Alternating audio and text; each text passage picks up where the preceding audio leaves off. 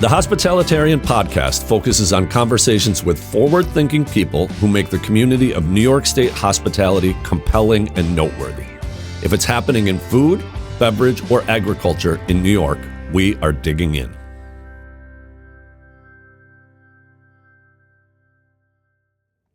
Welcome back to the Hospitalitarian Podcast. I'm your host, Tim Hardiman. Today's episode is about something we all use every single day and almost never think twice about: salt. My guest is David Iannicello, founder of Syracuse Salt Company and the only artisan salt maker currently producing salt in central New York.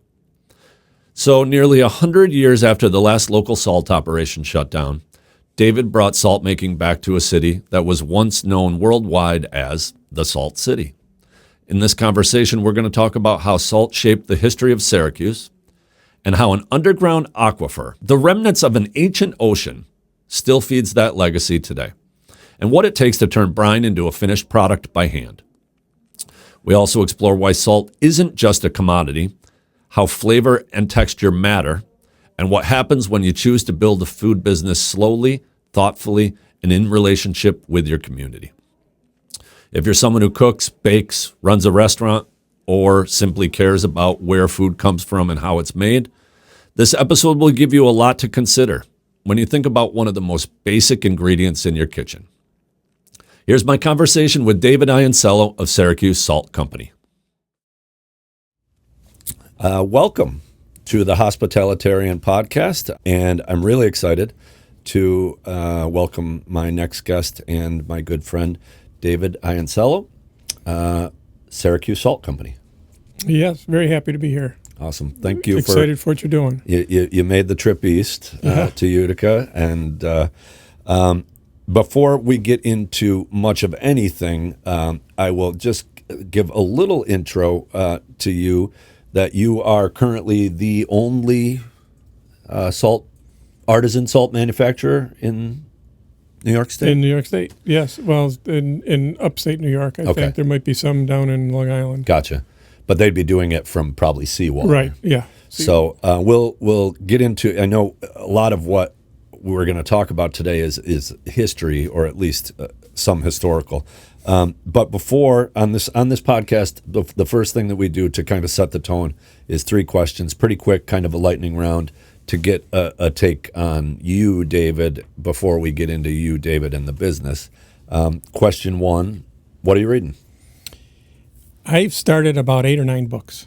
I rarely finish them, but there is, and I can't remember the names of these, Jimmy Carter's book I'm rereading. There's from the one from Plains, when he great guy. His upbringing. Uh-huh. And then there's another one that a woman wrote in the 60s about the salt industry. Okay. And I can't remember the name of that one because I started it and then got distracted. So you can read multiple books at a time? I can read parts of multiple books at a time. I don't know. You do read books at I do, but I rarely finish anything. I just kind of I read for a while. I have another one that I've started a few times, and it's called Eat Dirt. It's more about how we the good stuff that comes from growing up and eating everything you stuck in your mouth as a kid, and how that helps your system in the long run. Interesting. So agreed. We don't want to sterilize everything. Right. Well, that was kind of the movement on that. Yeah. But so there, and then there's a bunch of other ones that I've started. I just haven't seen. Question number 2 is, and this could be music or podcast or what are you listening to? If I'm working, I'll listen to John Prine. Thank you for that, because you're the one who kind of turned me back onto that. I am a disciple. Yeah. Well, I listened to him a long, long time ago, and then really just didn't. Now I'm doing it again. A couple podcasts. I don't know if you know of Meez. No. Meez. It's more centered around the restaurant industry, and they started out digitizing recipes for restaurants. Okay. And so they have some pretty interesting people on. And then Smartless, I think I pick on that one once in a while. And so, there's a couple little things that I'll listen to here and there. Last question in the lightning round is, today, what is inspiring to you? Oh, we meet so many different people through the week that I guess it comes down to the same thing. People have so many interesting ideas and stories. So I'll meet people that come into the shop because we have a little bit of a retail space. Yeah. And I'll talk to them a little bit, ask them, what kind of food they're interested in, and so I can direct them for the right salt. And some of the things that people are doing or where they come from is inspiring to me, because That's great. Holy cow, who thought of that? That was pretty interesting stuff. Well, and salt is a very common denominator. Pretty much everybody uses salt. Right. So you get to see a lot of these people. And it seems like more and more people are starting to realize there's a difference. Yeah. And somebody said it today. I said, didn't ever realize there was a difference in salts. Yeah, salt has a flavor. Salt has a flavor, yeah. Cool. Thank you for those. Give me a little bit of an overview of your business structure at Syracuse Salt Company, when you started, and why you started. And I think that would be a good segue, because I do want to talk about a bit of the history of Syracuse being the Salt City. But first, I want to understand and have our listeners understand what Syracuse Salt is. Sure. And I'll go back a couple years. I worked at Hobart William Smith Colleges as a ground manager. Before that, I had a tree company. I had a lawn care company, and then I had worked for other landscape companies. And when I was at the colleges, my job basically is to walk around and make sure everything looks good on the outside. It's a beautiful campus. I need to maintain that. I was diagnosed with MS, 15, 20 years ago. Okay. Finding it more difficult to walk around campus and do my job. So I'm thinking, I can't do my job properly. I don't think this is fair to my employer. I don't think it's fair to the campus. So I need to find something else to do, because I can't continue to do this. I know that it's getting harder to do my job. And I was getting bored, honestly. I mean, at the same time, I had created about everything I could create on that campus, I thought, and didn't realize that I had a creative outlet, but it was there. Sure. So my daughter went on her honeymoon, traveled to Maine, went to a salt place, a salt store, places where they just repackaged. And she brought some back as a gift and said, hey, we went there. I know you like to cook. Here's some salts. I said, oh, this is kind of cool. So I thought, she's moved back from Long Island. And I said, do you want to start a salt company? We can do this. We can repackage other people's stuff. And maybe at some point we can make our own, because this is the Salt City. This is Syracuse. We can do it. And you are born and raised in Syracuse. I was born and raised in Syracuse. So you certainly know of the history. Yeah. I mean, we all hear about salt. And but Salt prior City. to Libby giving you that gift of salt, you'd never thought about it. As a hobby or a profession? No, never really even considered anything about it. I was just looking for something else to do. And I was living in Fayetteville, so I had to drive back and forth to Geneva every day. It's an hour and 15 minutes each way. I had a lot of time to think. So she said, yeah, give me a chance to do something with my father while I'm working here. So we started repackaging sea salts from around the world and started then creating our own. So we'd get a sea salt from someplace and then blend it with some different things. Played with that a little bit. Mostly flavored salts in the early days, Mostly flavored, right? yeah. But we'd also get Himalayan mineral salts. Or pinks. Yeah, we'd get those. We'd get some from Australia. We'd get some from England, different places. So and then knock on doors at stores and restaurants and such, and started selling some salt. So started thinking about, well, I can't do this in my basement anymore. It's growing a little bit too fast. So we had to find a space and talk to a geologist in Ithaca about where can we source salt? So I had great conversations with this guy for a while, and kind of gave us an idea where we'd want to be, and started looking for a space that we could rent out first to repackage and potentially make our own. I tried to get some brine from the state, because the state actually has a brine well, and not far from where we are. So and they were not easy to work with. So we said, well, we just drill our own well. So we drilled our own well, and that took about 2 weeks, and started pumping out some really nice salty water. 2 weeks is longer than it would take. This is not a well for your home water. It's done the same way, but no. Deeper. It's depending on where you are. Yeah. We're down about 300 feet. Which is below the water table that we would drink, right? It could be, depends on where you are. Okay, I see. Yeah, everybody's different. Geologically. Some wells, are 100 feet, some are 500 feet. Gotcha. So we started pumping salty water out of the ground at like 100 feet, but it really wasn't in a good spot. Okay. It was in sand. It wasn't in really shale or even bedrock. So we went down deeper, and we finally hit a shale bed, and salt was pretty nice. I mean, It was salt water coming out of there was about twice as salty as the ocean. And the more we ran the well, the more concentrated it got. So now we're about 4 times saltier than the ocean. It's more concentrated. It's 4 times more concentrated than the ocean, yes. What, I feel like this is a tangent, but it's a question that needs to be asked. What made it go from twice to 4 times? As the well guy said, you just run it a little bit more, and you're in some good brine, but it's kind of an untapped source. So the more you run it, the cleaner it'll get. And it's maintained 13% for 6 years now, so It hasn't changed.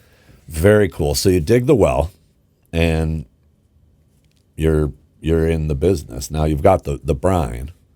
That's where salt in Syracuse comes from. Right. Yeah. Yeah. It used to be springs, artesian wells. Oh, it would come to the surface. Oh, really? Yeah. When the industry started water, they were taking it out of ponds because it would just flow to the surface. I didn't realize that. But then, industry started. People were digging wells for cooling towers, and so the geology underground changed a bit.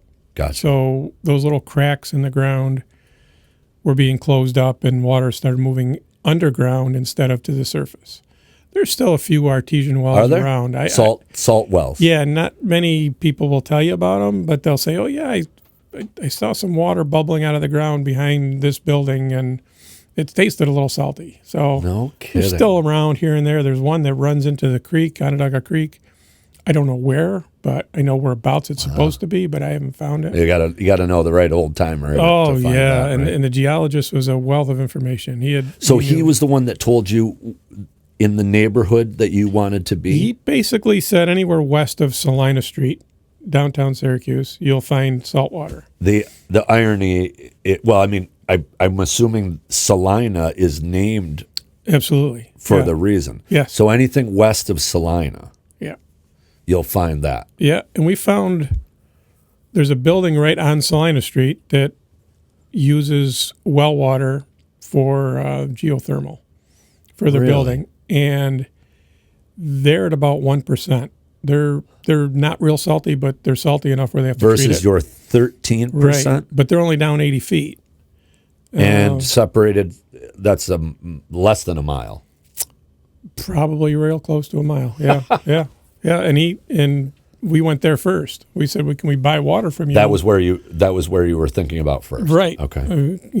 I found from a friend who knew the owner of the building, and he said, "Hey, can we check your water?" So I checked it, I tested it, and it was at 1%. And I said, "It's not quite salty enough for us, but would we be able to? If it was salty, would we be able to buy some water from you?" And he was okay with it. Huh. Really nice. I mean, people are. Again, that's one of those things. You just meet people, and it is the Salt City. So, in this time, I mean, you were looking at recreating a business that the entire economy of Syracuse was built around. Mm-hmm. Yeah. A long time ago. A long time ago. Well, as a result of the salt industry and the steel industry then and chemical industry with Salvi Process and cars and mincemeat. There was a huge mincemeat factory right around the corner from where our shop is. Really?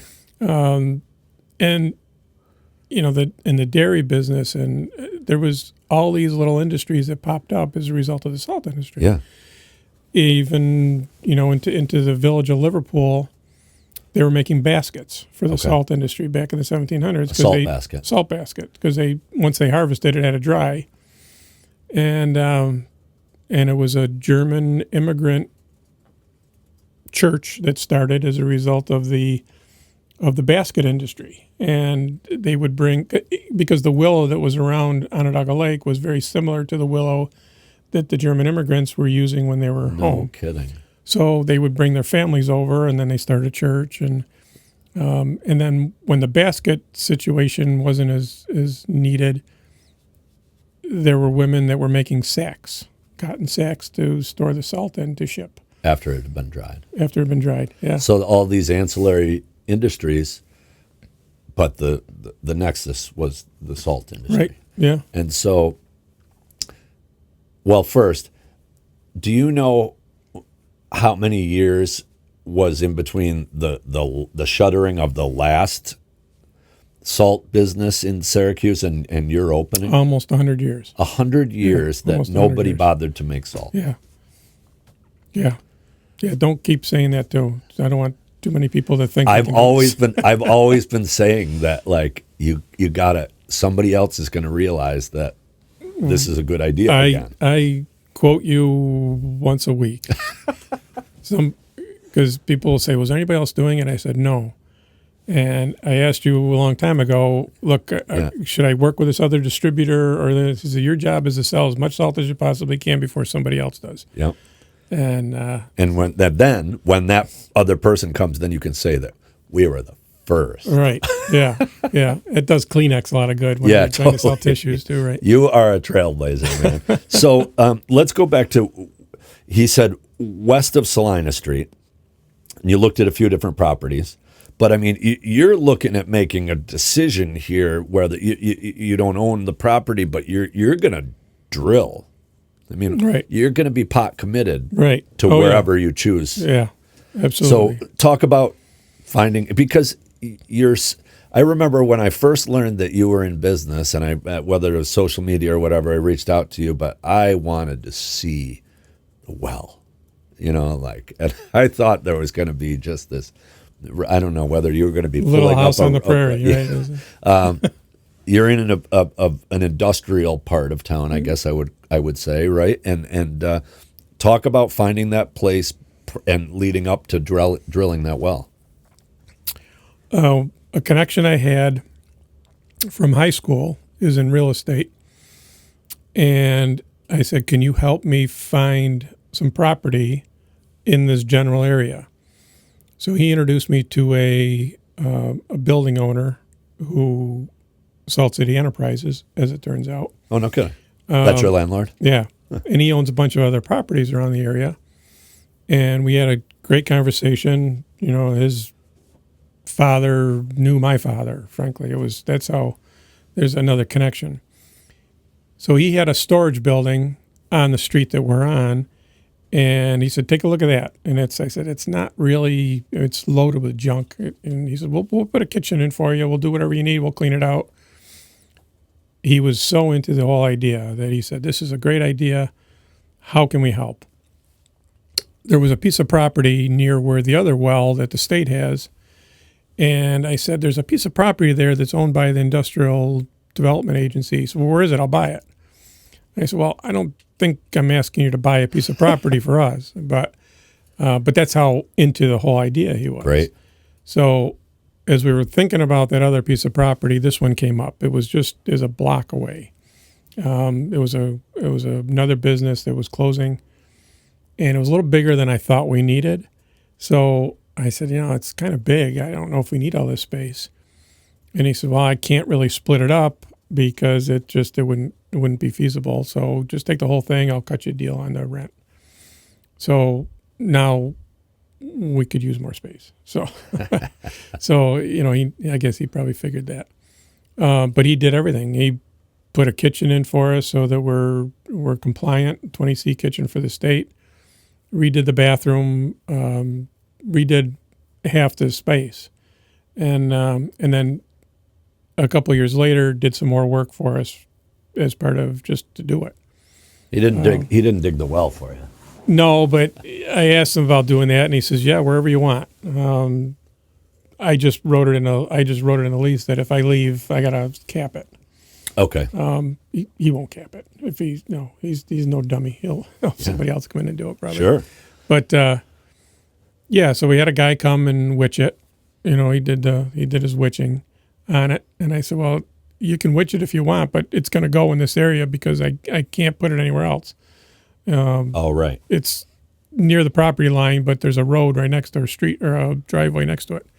So he witched it, and it was 6 feet away from where we ended up drilling because, just works out that way. And it's not romantic, the well. No, it's a pipe coming out of the ground. Yeah. So I met you, and I remember you saying, this isn't really all that, exciting. And I was like, I just want to see the well. And you picked up a traffic cone off of the ground, and underneath it is the exposed pipe. Yeah. Since then, the well is still just the same, but it comes into the building. Right. Yeah. So it comes into the building, and we have a pressure tank, and we do tours for fourth graders. Yeah. Every year, we see about anywhere from 12 to 1,600 fourth graders from the city school district. And we tell them about the well, and they're thinking Little House on the Prairie type well with a bucket and that's totally what all I was that. thinking. And but every one of these kids has never lived in a country. You've always lived in a city, and water. Where do you get your water? It comes from that tap over there. You just turn it on. Sure. But everybody's got wells. It just municipalities have wells. It's just we don't see those things. So that's all it is. So it's kind of hard to because people do the same thing. They'll come in and say, "Oh, I want to see your well." I think, well, it's right there. Not much to look at. Right. Oh. Right. But an important part of your business, and so this relationship that you have with your landlord is really important that he is in your corner because now you've invested significantly to drill that well. Right. You're not. I suppose you could go somewhere else, but the reality is, and now you're running out of space, but you have to be creative because it is important that you're there. I can't pick that up and move it. Right. Yeah. Pulaski Street. Yeah. And so that's your well, and that's important. So a benchmark winery in the Finger Lakes, Fox Run Vineyards. Get this, they have been producing wines of distinction since 1984. They owe that to incredible terroir, an expertly tended vineyard, and a top-notch cafe. Fox Run is a destination in the Finger Lakes. You can find them on Facebook, Instagram, TikTok, foxrunvineyards.com. Tell me about the process of making the salt because you have made things up as you went along. And the process of making salt from brine water that comes from the ground is very different than people who make salt from salt water or people who mine salt. You evaporate. Tell me about the process from the where the water comes from the well. Okay, we pump water from the well into holding tanks, and 550-gallon holding tanks. We bubble air into it, oxygenated air. So it's just ambient air that's oxygenated a little bit more. And we do that to get the iron out of the water because otherwise, as the water hits oxygen, iron oxide, rust falls out of it. Because there's always little iron in your water no matter where you go. It's almost anywhere in this part of the country. So we don't want orange salt because the salt would be orange if that's the case. So we pump oxygenated air into it about a week or so, 5 to 7 days. let it settle for another week or so, and then the iron falls out of solution, ends up in the bottom of the tank. We pump that water into evaporation tables and heat with infrared heaters. The infrared heaters are above the tables, so it's mimicking the sun. We're in central New York. We don't get a lot of sun. We're in a neighborhood where I wouldn't be able to build a greenhouse really anyway, even if there was enough sun. So we do it with infrared heaters instead. Takes a couple days for the water to evaporate. We've got fans going in the production area. And then we scoop it out, put it on trays and dry it, and then we'll sift it to different sizes. Chefs, as you know, will like to use some of the larger stuff sometimes for finishing. There's a kosher size, which is a good all-purpose everyday use. Finer salts used for spice mixes, bread making, a bunch of different things. So we sift out the different sizes and then bag it differently, and then we'll sell it. We'll take the kosher size, the medium size, and the fine mixed together, and we'll blend in different spices to do our infused salts. So that's, I've said this before. I'd like to say I'm a little smarter and it's very scientific, but it's basically that's it. You're taking water out of the ground. It's evaporation. Forced evaporation. Right. Yeah. And but it's different than it was when you started. We started with steam tables, restaurant steam tables. So the heat was coming from below. Heat was coming from below. Gas, yes. But as I found out, gas flame on stainless steel isn't really good for stainless steel. Yeah, over time. And you're running these things. And we're running them 24/7. So we were burning up tables anywhere from 6 months to a year. So we went through. And you say burning up like it would burn a hole through it. It would burn a hole through it, or it would crack it, and then we'd end up coming in the morning and seeing a puddle on the floor.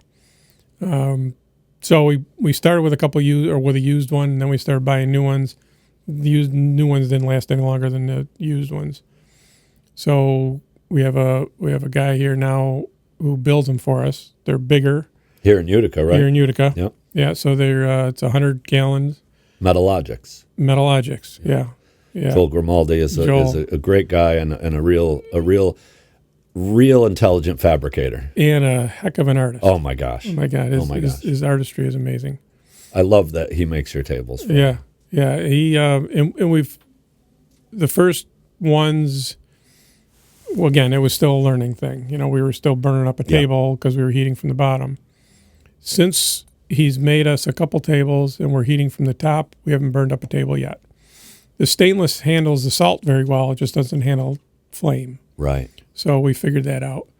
So now we got 2 tables running. We're producing about 30 gallons or 30 pounds a day per table. 30 pounds a day. Roughly. 2 tables. So you can at full capacity make about 60 pounds a day. Yes. Yeah. Now we have another table that we're not running because we don't need to yet, but we could bring that up to 90 to 100 pounds a day if we needed to. Tremendous. And that, let's say you had the demand and you added that table and you added another, that well, the brine would never be your choke point, or would it? No. Again, talking with the geologist and knowing that this ocean is as big as it is, or was, no. He figured a couple 100 years. So we're fine. And you could run it 24/7, that water just coming out of there. We can run about 400 gallons to fill a tank before we shut it off and then start it up the next day for it to recharge. Because we're not, we pump it slowly. Sure. And there is a capacity, it just has to recharge. I see. So it all depends on the groundwater, because the groundwater is coming from the south, heading north to the lake. And if we take it too fast, then we're going to run out until the next day. Interesting. Which is typical for a well. If you work your well too hard, you can run it dry. You can run it dry until and that doesn't matter whether it's fresh water or salt water. Right. That pocket that you've tapped will run dry until the earth fills it again. Sure. Yeah. Okay. And our tank and our pipe is about our pipe will hold about 400 gallons if it's up to where it was when they drilled it. Gotcha. So we can pump out, just out of the pipe alone, just through pressure from the ground, about 400 gallons. The interior of that pipe that's coming out of the ground, is that salt calcifying in there the way I see it calcifying in your tables? It's or probably not. It's probably more just rust. Okay. Because it's an iron pipe. It's not that big of a part of the conversation, but the iron that falls out of the solution and is at the bottom of your tank is this kind of sludgy paste. Yeah. And it has a true rust color. It is rust. It's ferrous oxide. It's rust. It's iron oxide. I'm saving it. I've been saving it for 4 years because I know there's an artist out there that wants it. So somebody will want it because it used to be used as orange paint. If you need iron oxide paste, David has some for sale. Well, there's a salt producer in West Virginia, J.Q. Dickinson's. Very good, very nice salt. Yeah, very, very well known. She's the only other salt company that I know of that draws brine from a well. Oh, really? And we learned some things from her. We didn't know we were learning it from her until afterwards, until we actually experienced it.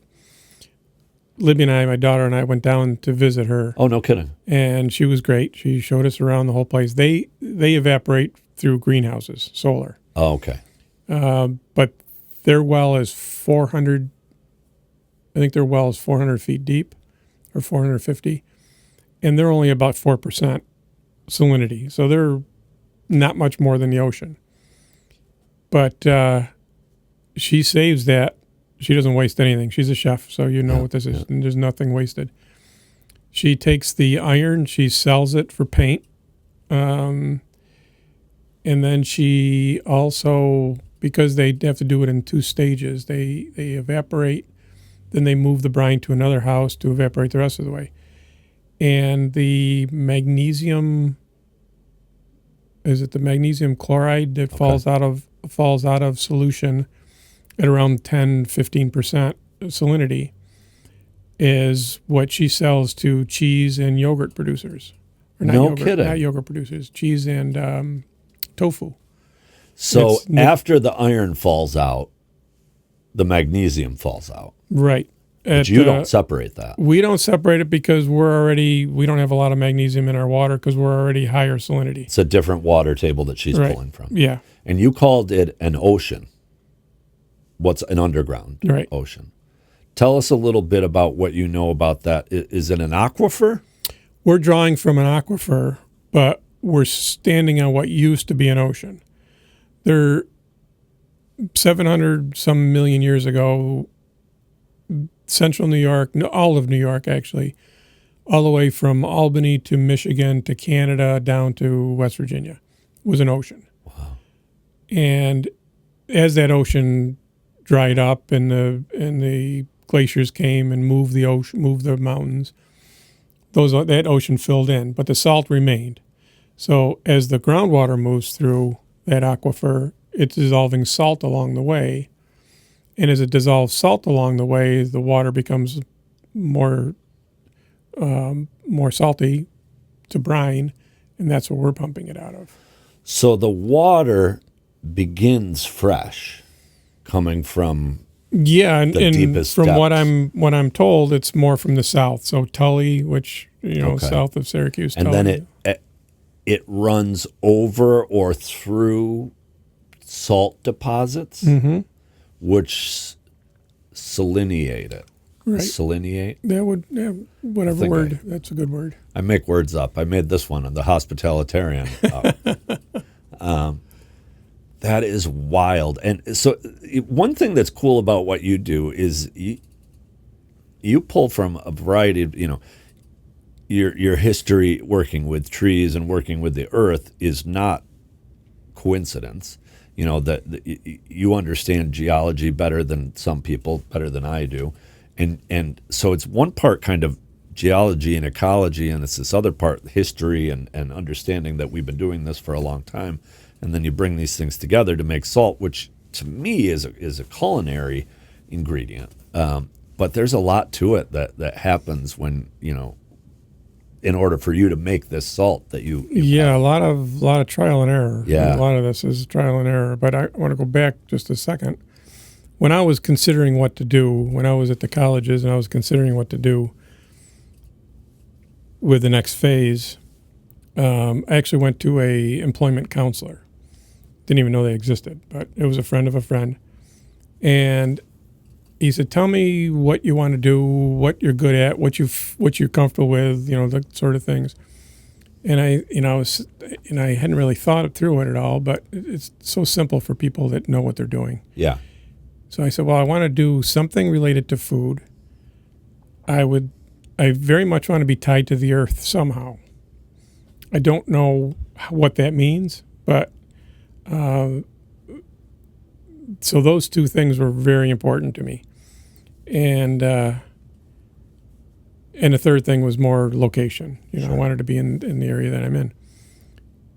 So it's ideal. Yeah. I mean, I'm tied to the earth, I'm tied to food, and I'm living where I want to live. At home. Yeah. Yeah, you were born and raised. And I think that's a really good place to say that, you started this with your daughter Libby and with Libby in mind, but Syracuse Salt Company is a 3-generation business. Your dad's there? He's there. Not every day. Right, but, not as much anymore, but he's also 95, so he doesn't show up. But he every day. comes in. He comes in. Your sister is involved. Your daughter is involved. Mm-hmm. My nephew's involved. This is a very much a family business. Yeah. And another, to me, is interesting. When my mother was alive, she said, my uncle used to own a salt company in Leroy. Wait, now was your mom alive when you started the business? Yes. She was? Yeah. Okay, cool. Yeah, she never came down. She didn't want to. She didn't want anything to do with it. But her uncle, who moved here from Italy in the early 1900s, he owned a salt company in Leroy. Which is south? Which is other side of Rochester. Oh, okay, west, gotcha. The west of Rochester. So they're pulling from that same aquifer there? Yeah. Just south of there is Retzoff, Geneseo area, which is where the mine is, the big mines. So those people, sorry to derail your story, but they're not evaporating it. They're digging. They're mining it. Yeah, they're mining it just like coal. Gotcha. Yeah, so you'll see along 390, you'll see mountains of salt. Yeah. So you can see that there just like you can down in Lansing. So it was a family business. This is not the Iannicello. Never knew that. Family, never knew that existed. And I happened to see a guy. We had a tour group come through Wednesday, and they're from Hilton, which is even farther west than Leroy. And he said, "Are they're still pumping brine from Leroy to Buffalo, aren't they?" And I said, "Geez, I never knew they were," but that's what he remembered anyway. And I said, "Well, my mother's uncle used to own that company in Leroy." So it was, it's just again. It's funny how you run into people and how that. I don't know if that happens in other parts of the country. I suspect it does, but man, in the Mohawk Valley and central New York, that happens. Oh yeah, it doesn't take much. The degrees of separation can be pretty short. Yeah, it is amazing. Just in Utica in general, this is the first time I drove around the east part of Utica in a while, and this is growing again. It is. I see all the Italian names on the buildings. For sure. So you are of Italian heritage, both your mom and your dad. Yeah. And you had some distant salt maker in your family, and the stars align. Your employment coach or your employment counselor, and then your daughter bringing you this gift. And what year did you open the business? It would be 2015. 10 years. Yeah, 10 years. Yeah, this is our 10th year. Congratulations. Thank you. The 10th year. A business. A restaurant, if you can make it to 10 years, you might have a chance of right. Well, you did. Succeeding, right? You did. Yeah, I had 15. 10 years. Tell us about production, maybe in pounds or whatever, when you started making the salt, then to what you're making today. When we started, I think I was just thinking about it earlier today, I think we were like 1,200, 1,500 pounds our first year. For the whole year? for the whole year. We'll surpass 11,000 pounds this year. That's tremendous. So we're not growing like leaps and bounds. I mean, Morton Salt does that in a day. So the product itself has gotten better. I think you were one of the first people to be my sounding board, and it had a little orange tinge to it at the time. Yeah. Because I was boiling it in my garage. So you dug the well on Pulaski Street, but you were taking the water back to your house. And then I was doing that. I was doing it on a gas heater at my shop. Like a turkey fryer? Yeah. But before that, I got some water from the state, some brine from the state from their well. To play around with. And I did that in my garage. And I had a little camp stove in my garage, and I was heating it up there. And I live in a condominium complex, so I wasn't sure what the people see smoke coming out of the garage, and that's why it was a little orange, because it's something I learned that you weren't separating the iron out. I wasn't that it yet, and that was a little frustrating. I said, how do I get this out of here? And I don't remember. But isn't that like, aren't we like looking after pink salts and Himalayan? And it's all, but that's different for some reason, Okay. But those colors are a result of something being suspended in the salinity. Absolutely, of the brine, Himalayan right? salt is the pink is because of the iron and the other minerals in there. But there's a little bitterness to the iron that you got to balance it. Your salt has gotten brighter and cleaner. Right. And I think that's a testament to the process. Agreed. We're doing it slower. Yeah. I can still take the same brine and heat it up into a boiling, and I'll get a little orange tinge to it. Oh, yeah? So it must be that After you've pulled the iron out? Yeah. You'll still see it? Oh, yeah, I'll still see it. And I don't know why that is. Maybe maybe there's enough iron in there where with the boiling adds more oxygen to it. I don't know. Yeah, and I think of other salts, like a Celtic salt generally has a grayish color to it. Right, and again, it's all because of the minerals that are in there. Whatever is in there. Yeah, and it's a little wetter. It holds moisture a little bit more. Jones Family Farm is a farmstead creamery producing fine cheeses for over 2 decades in the Mohawk Valley. Honestly, I'll put their goat's milk feta up against the best of the best Greek fetas. And if you make a cheesecake and you aren't using their New York creme, you're really missing the boat. Find them on their socials, on their website, anotherjonesfamilyfarm.com. Don't forget to sign up for Susie's newsletters. So you've seen some significant growth in weight that you're able to produce. You've definitely seen growth in how you produce the salt, and really by trial and error. Once you've evaporated it, then it needs to be dried, then it needs to be sized. There's a lot to it. I mean, there's a lot of labor in it. And I think one of the things that must be the hardest for running your business, I know this with some degree of accuracy, is that salt is cheap. Yes. And yours, there is a lot of labor to get it to that finished product.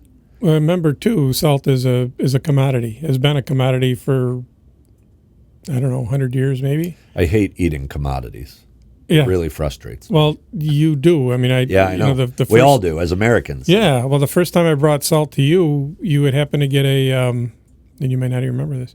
You happened to get some tomato delivery. Uh-huh. You had some little tomatoes that you just got as I was bringing the salt down the stairs at Taylor and the Cook. I don't know if it was Dan that was just bringing them. Probably Dan from Gray Barn. And you said, "Oh, look at these tomatoes. These are beautiful tomatoes." And you cut one open and sprinkled some of my salt on it. So we were sitting outside your office there eating tomatoes with salt on them. I do remember that. And that's not commodity stuff. I mean, those tomatoes were amazing. Those weren't commodity tomatoes, and that wasn't commodity salt. No, but everybody else, I mean, except for around gift season, we'll see it more. Salt is a commodity. Yeah. Tomato is a tomato is a tomato, and right. it's hard to it isn't been, I mean, we're seeing a lot more people who can tell the difference, and we do work with restaurants that do know the difference. But when you're used to paying 50 cents to 75 cents a pound for salt, and now you're going to be paying more than that. It's a tough sale. It's a tough sale. And you've got to have a mix of that retail and wholesale, I think. But the fact of the matter is, people need to understand that this salt doesn't make itself, and there's physical and there's energy expended to make it. And I've just, I believe in sourcing locally, and, some things I'll never find locally, lemons, limes, and oranges, but to have, I don't know, it must have been through social media that I heard about you and reached out and we got some salt and beyond that, and that's what friends farm to table is. We become friends, but I'm just fascinated by the process. But just because it's local doesn't mean, I don't buy things because they're local. I buy them because they're good. And your salt is good. I appreciate that. It tastes good. And I know that you do a lot of flavored as well. And I never really paid much attention to flavored salts, but over the years you've given me a bunch of really cool ones. And myself, even as a home cook, I'm a different cook at home than I am when I'm cooking, in mass. Mm-hmm. The flavored salts that you do, some of them are remarkable, and to have them at your fingertips at home is really a wonderful thing. When I'm cooking in a commercial kitchen, I probably am, for the most part, just looking for a pure salt, and I'm going to do what I wish with it. But what you do with some of these flavor infused, what's the word? I try to stay away from the word flavored. I mean, it is flavored, but it's some of blended. It's infused, some of it's blended. So if you come up with a better name for me, please. Gotcha. But you spend a lot of time in that. We play around a lot, and I have Ben, who's a trained chef, and he's got a better palate than I do, so he's been tweaking some of the recipes a little bit, and they're better. I mean, they're just so much better. Well, and you spend some interesting time sourcing the right products to blend with your salt. Yeah, we do the best we can with that. Black garlic, and as you know, comes right from down the street here. Sure. Mushrooms. We have an umami, which I think I brought pinch of umami. Pinch of umami, which is black garlic and the mushrooms, and the mushroom powder comes from Fruit of the Fungi, not far from here. KC, I've been doing business with him for a long time, and he's got great product. He sure does. The burlap and barrel spices that we're using are not the most inexpensive out there. We can get you've been doing business with burlap and barrel since before they exploded. I mean, COVID really drove them to, getting close to a household name of artisanal spice blends. Their spices are amazing. They're fresh. They give back to their farmers. Yeah. They source directly from the person growing. They support them. And I may have told you this, but they came to pick up some salt that they ordered from us. And they said, "What are your limitations?" And I said, "Just money, pretty much." And he said, "How can we help?" I said, "Nobody in business has ever asked me that other than a bank." And they don't really mean it. And they don't really mean it. So I said, "What do you mean?" He said, "Well, we pre-ordered or we prepaid $20,000 to our farmer in Guatemala for his next harvest, not knowing what the harvest is going to be like." And he said, and allowed him to rebuild his facility. "Is there anything like that we can do for you?" And I said, "I mean, who does that?" Wow. That's community. Yeah. And they do that all the time. I mean, they travel to Guatemala to their farmer friend. They'll travel to Vietnam, and they spend a week there harvesting and working with the farmers. That's very cool. Again, McCormick doesn't do that. No, God, no. And I mean, to be a spice merchant is it's the whole globe, right? And I'm a locally minded guy, but man, I like exotic flavors, and I would be foolish to not pay attention to Szechuan peppercorns or various ingredients of a curry powder or something.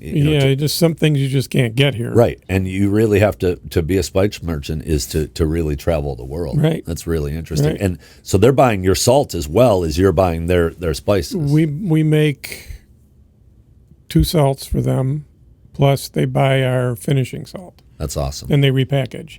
Under their label. Under their label. And we make a So balsam. I haven't been on their website in a while, but do they sell a straight salt that is your salt? They sell ours is called Salina Crystal. Okay. And it's a finishing size. Yeah. They also sell 2 or 3 other salts.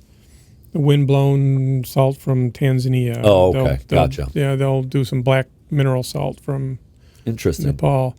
So they do, that one of the owners is a chef by trade, and his background is a lot more of an Indian cuisine. Okay. But he doesn't go heavy on the salts. The other owner, who's now in California, would like to do more salts. So it's kind of balancing between these 2 guys. But we do a balsam tip salt for them, which is very unusual. And we do like 350 pounds a year for them, and it's gone usually in 3 weeks. And those balsam tips are coming from fairly local Adirondacks, to us, right? yeah, they're all up in the Adirondacks somewhere. Isn't it a group of Jamaicans that do the harvesting of it? They do balsam tipsing. Yeah, there's a group from Jamaica that comes and starts with maple syrup. Uh-huh. Then they move to ramps, and then balsam tips, and then they go back home. Yeah. So and I've met the guy that runs it, and he's a very interesting guy. He drove the tips down from the Adirondacks. Right, because you need them fresh. Yeah, if they sit in a box for 24 hours, they start fermenting. So we get them pretty quick. There's terpenes too. I think in when you're talking about the pines and conifers like that are not unlike cannabis terpenes. Right. I think. Yeah. That's probably a whole nother podcast. And so you work with burlap and barrel, and being in the salt business, you do work with various different spice merchants too. You're doing business Spice. with Phil. Terra Spices. Yeah. Philip is amazing. I mean, the stuff he comes up with and has and sources is he is, as far as I'm concerned, number 2 when it comes to spices. He only imports the freshest stuff. Yeah. And he's a great guy to talk to and meet and For sure. get some ideas. We started doing some things for a company called Gourmand. So he's in New York. He makes a bone broth, and really? if I get some, I'll send you some. It's amazing stuff. And he finishes it with your salt? No, he doesn't use much salt in the bone broth, but he does make a chive, and he uses a garlic scapes. He makes an onion salt and a garlic powder. Oh, okay, cool. And he uses some of the salt in there. I see. But it's a low food mop, is it?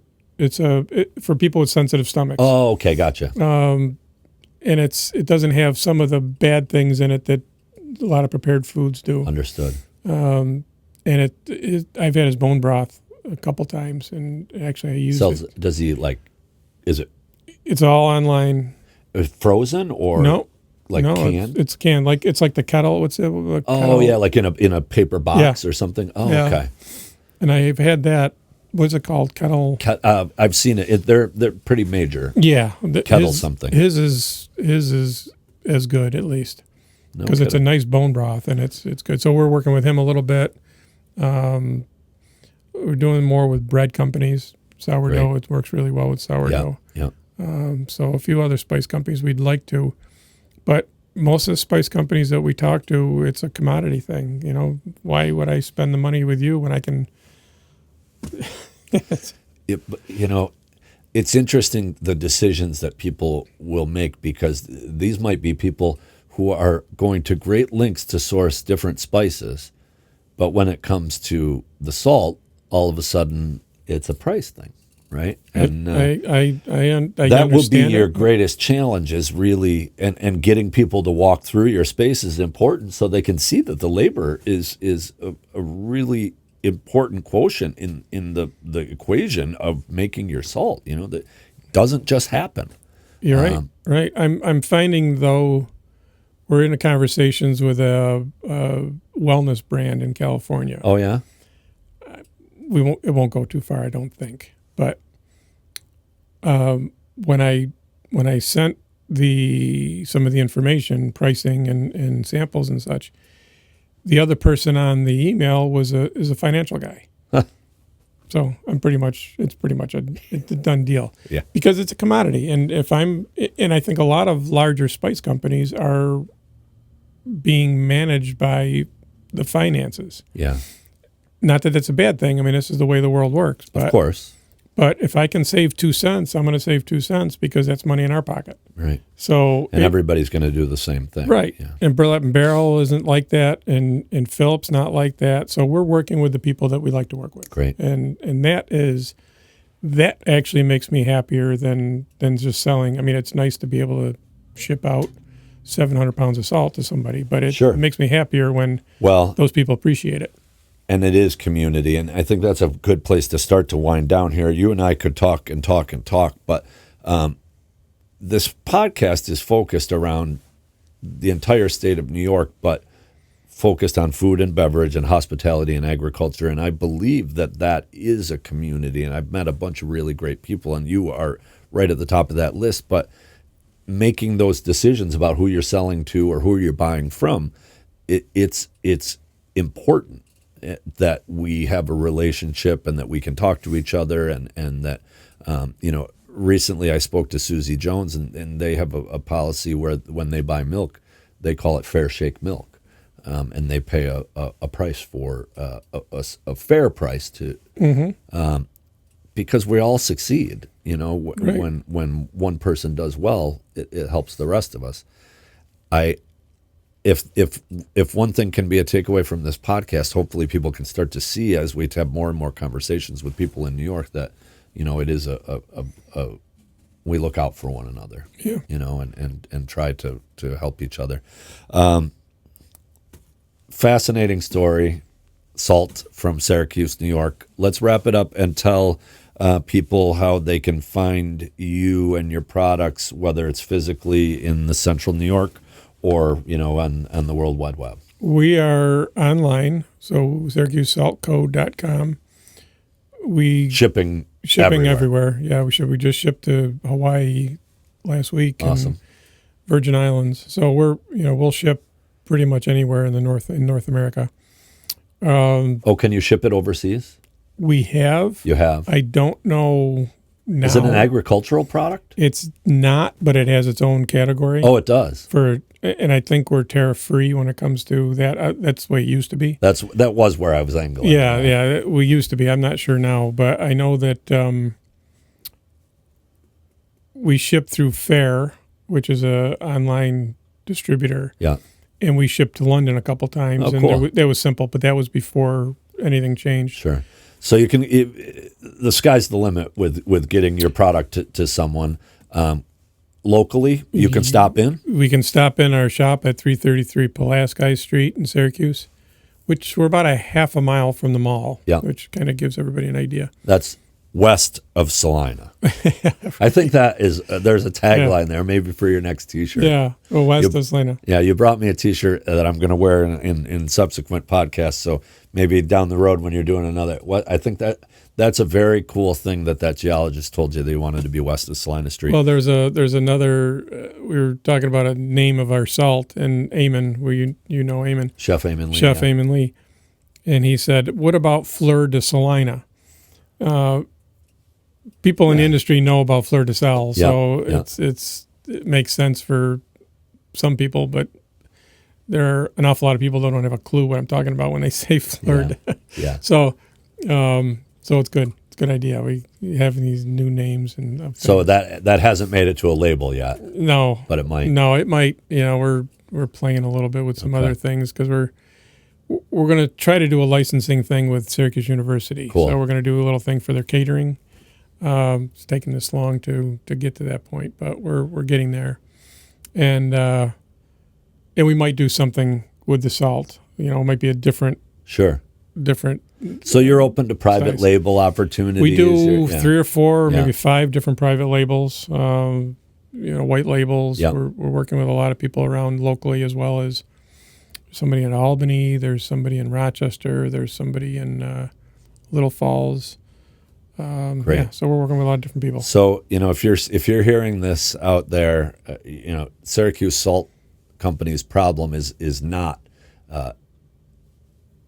You would never be limited in salt production. Well, there's 5 of us. We can turn on a dime. Yeah. And Awesome. we do often. That's great. Somebody said the other day, "Can you do this?" Yeah, just give me 1 minute and I'll tell somebody else.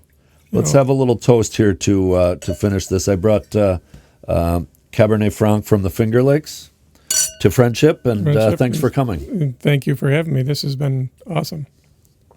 My pleasure. Thanks for joining us on this episode of The Hospitalitarian. I'm Tim Hardiman, and thanks to my friend David from Syracuse Salt. We'll see you again soon. While the Hospitalitarian podcast is rooted in the Mohawk Valley, we celebrate the whole of hospitality in the Empire State. The Hospitalitarian is recorded at MVCC's Thinkubator and produced by Ryan Miller at Rust Belt Studios in Utica. Theme music by Nashua Robb.